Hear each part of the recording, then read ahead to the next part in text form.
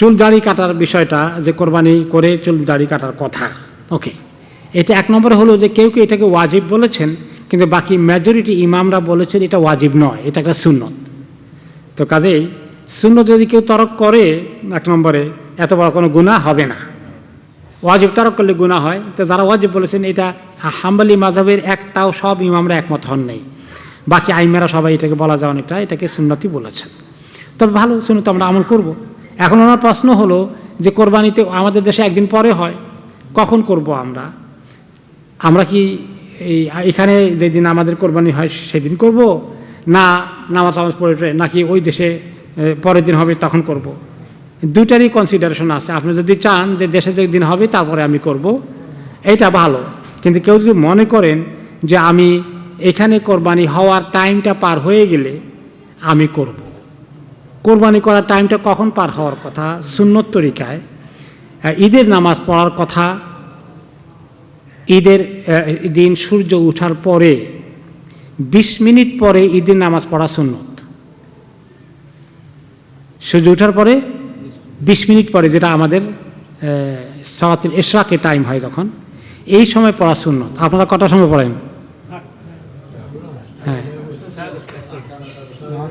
যারা প্রথম জামাত পড়ে তারা সুন্নতের ভিতরে আসেন, বাকির হিসাব আল্লাহর কাছে দিলাম। এই যে লেটে আসেন, বদভ্যাস আমাদের হয়ে গেছে, সুবহানাল্লাহ। এটা একদম মানে সাহাবায়ে কেরাম কখন এটা চিন্তা করেননি। এক সময় আমাদের দেশের লোকেরা আসছিল, এখানে মসজিদ ছিলই না বলা যায়, তারপরে কত দূরে থেকে আসতে হতো, এই সমস্ত কারণে একাধিক জামা জায়গা হতো না। এখন তো মোটামুটি অনেক মসজিদ হয়ে গেছে, জায়গা হয়ে যায়। তো যারা সুন্নত আমল করবেন তাদের জন্য প্রথম জামাত, আর সুন্নত মিস করবেন, পরোয়া করেন না, এবার আপনার খুশি।